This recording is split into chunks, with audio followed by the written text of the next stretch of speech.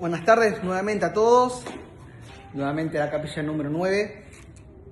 Como verán, no soy Pastor José, me llamo Samuel Lee, soy un pastor interino que está trabajando abajo de José. Nuestro título es ¿Por qué me cuesta tanto cambiar? Y está basado también en la Confesión de Fe de Westminster, el capítulo 9, que es del libre albedrío. Nosotros estaremos viendo cómo juega el libre albedrío en la vida del cristiano. Todos los cristianos tenemos batallas internas que parecen que nunca van a terminar. Oramos y oramos para que podamos cambiar, intentamos miles de veces y algunas veces vemos algún cambio temporal. Pero después de varios días volvemos a caer en nuestros propios pecados y todo parece fallar. Y en nuestra propia flaqueza nos frustramos y nos ponemos a pensar si realmente somos capaces de cambiar. Pero esta pregunta no es únicamente a nosotros, y no es única a nosotros. El profeta Ezequiel la escuchó de los labios de un pueblo cansado que estaba sufriendo las consecuencias de su propia rebeldía y de su propio pecado.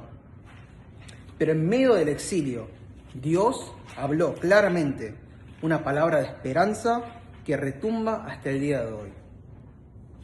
Así dice Ezequiel 36:26.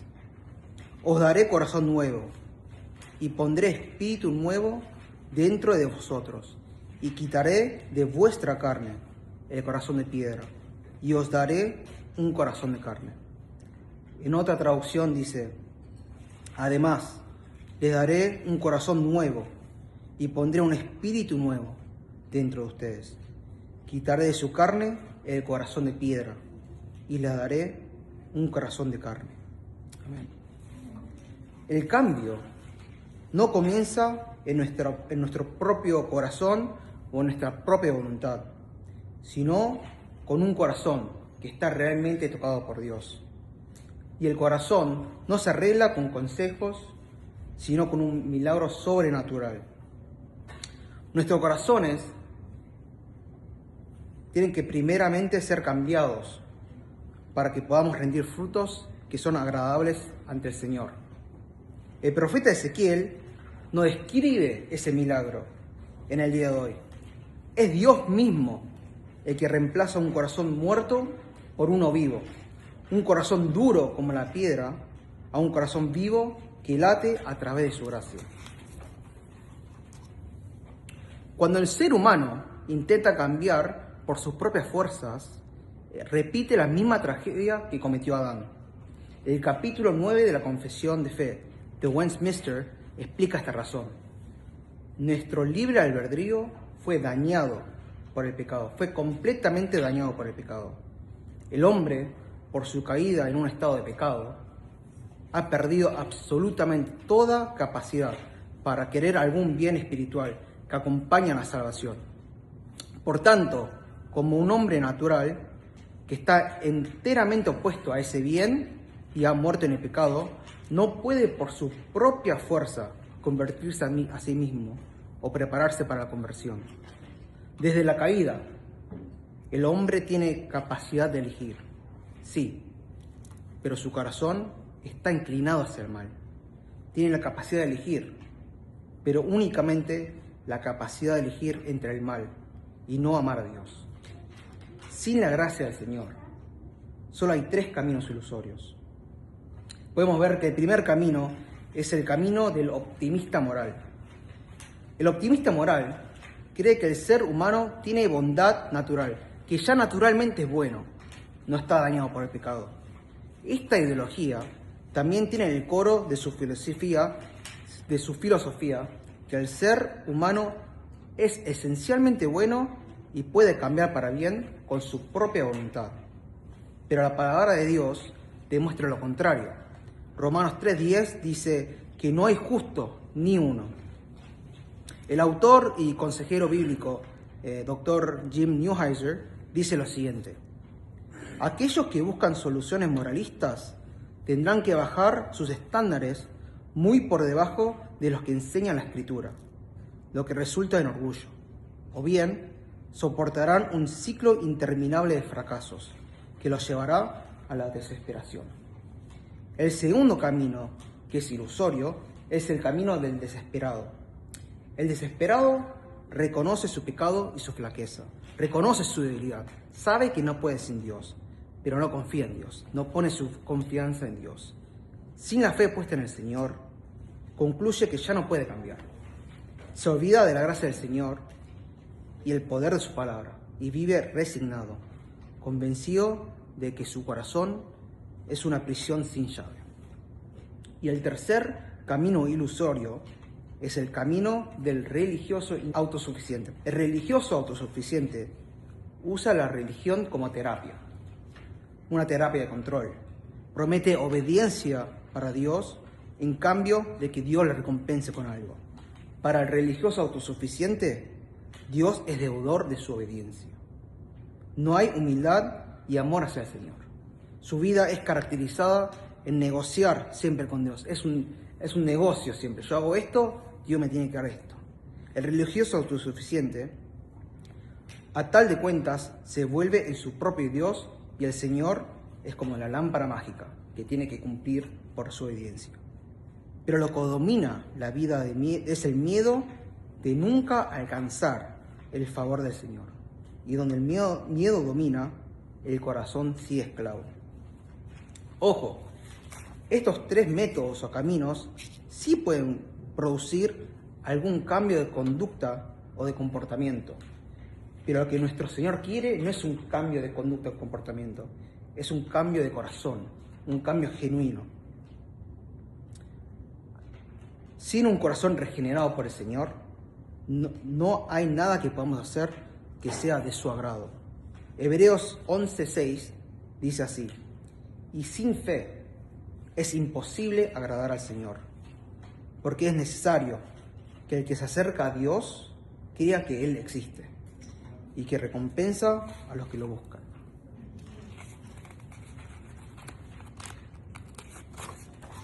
Pero es a través de la gracia del Señor que tenemos otro camino mejor. Un camino que no es ilusorio, un camino que es absoluto, que es verdadero, que es vivo, que está presente. Y ese es el camino del Evangelio.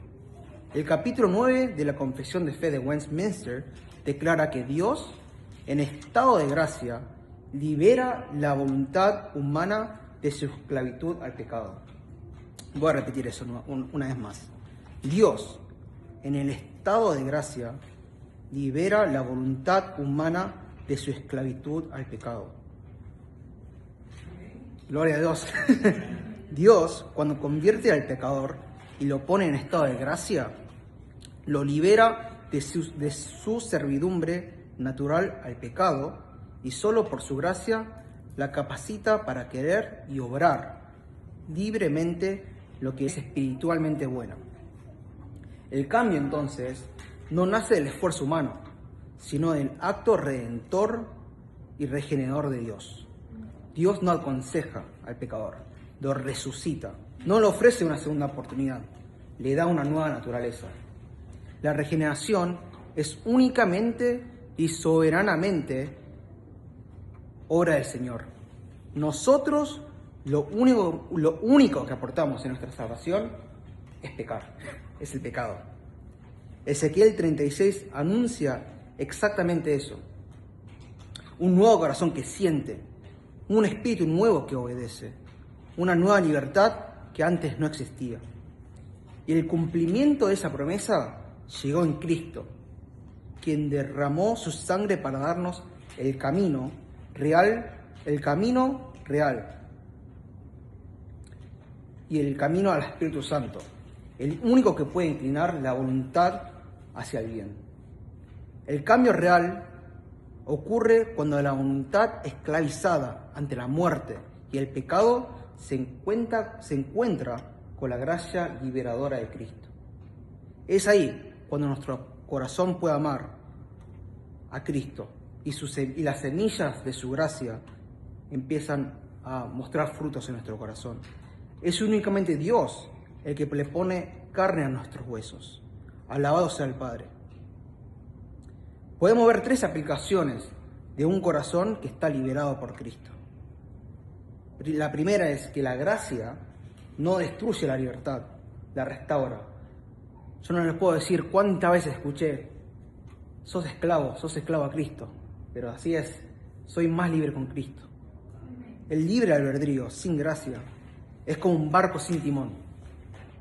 Cuando el Espíritu Santo toma el timón, la libertad humana encuentra su verdadero rumbo, amar y deleitarse al obedecer al Señor. Juan 8, 34 36 nos demuestra que éramos esclavos de nuestros propios pecados, que estábamos muertos en nuestros propios pecados, pero ahora somos liberados a través de la sangre de Cristo. La segunda aplicación es que el cambio verdadero no comienza con disciplina, sino con la dependencia ante el Señor. Tenemos que depender ante Él. Nosotros no somos suficientes. La disciplina puede sostener el cambio, pero no la origina. Juan 15, 5 dice: yo soy la vid, ustedes los sarmientos. El que permanece en mí y yo en él, ese da mucho fruto, porque separado de mí, nada pueden hacer. Solo la presencia del Espíritu es el que nos da la dependencia de la vid y que nos puede producir una obediencia genuina ante la palabra de Dios. La tercera aplicación es la lucha contra el pecado. Es la señal de vida. Si batallamos con el pecado, no es porque estamos muertos espiritualmente, sino porque el corazón nuevo que nos dio Dios está activo, está trabajando. Empezamos a odiar el pecado y empezamos a amar lo que Dios ama. Segunda de Corintios 5, 17 dice así: de modo que si alguno está en Cristo, nueva criatura es. Las cosas viejas pasaron, ahora han sido hechas nuevas. Luchamos contra el pecado porque somos criaturas nuevas. El que no lucha es porque perdió la realidad poderosa de esa identidad, que somos hijos de Cristo.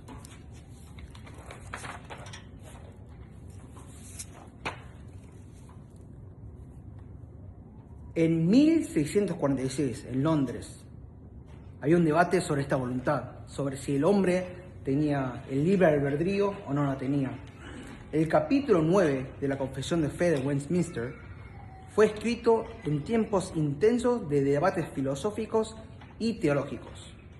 En la Inglaterra del siglo XVII, muchos predicadores, influenciados por el pensamiento humanista, afirmaban que el hombre podía salvarse por su elección moral o por su obediencia voluntaria. Otros, gracias a Dios, reaccionaron contra esto. Negaban toda libertad humana, convirtiendo la vida cristiana en un fatalismo rígido. Los teólogos de Westminster buscaron equilibrio. Afirmaron que el ser humano fue creado libre, pero que el pecado corrompió esa libertad. Y es únicamente a través de la gracia del Señor que la restauración es posible. Esta doctrina no era solo teoría, se predicaba a hombres y mujeres comunes que luchaban por cambiar, que temían que no podían volver a levantarse. En una Londres desgarrada por la guerra civil y la peste, la enseñanza del libre albedrío, renovado en Cristo, fue como un bálsamo. Dios puede darte un corazón nuevo que vuelve a querer lo que es bueno. En conclusión, ¿por qué nos cuesta tanto cambiar? Porque la voluntad humana por sí sola no puede amar ni obedecer a Dios. Pero las buenas nuevas del Evangelio es que Dios no nos deja la libertad humana, en nuestra libertad humana perdida, en nuestra propia ruina. Él promete y cumple al darnos un corazón nuevo. La libertad cristiana no es para hacer lo que uno quiera hacer, sino poder finalmente desear lo que le agrada a Cristo. El Espíritu Santo no elimina la voluntad, la sana, la despierta y la dirige. Por eso, cuando sentimos que no podemos más, no nos rindamos. Esa impotencia y esa humildad es la puerta por donde la gracia del Señor sobreabunda. Y es el Dios que prometió en Ezequiel 36:26, sigue cumpliendo. Os daré un corazón nuevo y pondré espíritu nuevo dentro de vosotros. El cambio verdadero no comienza con una promesa humana, sino con una promesa divina. La promesa que viene del Dios Todopoderoso, el soberano. Y cuando Dios promete, el cambio ya pasó.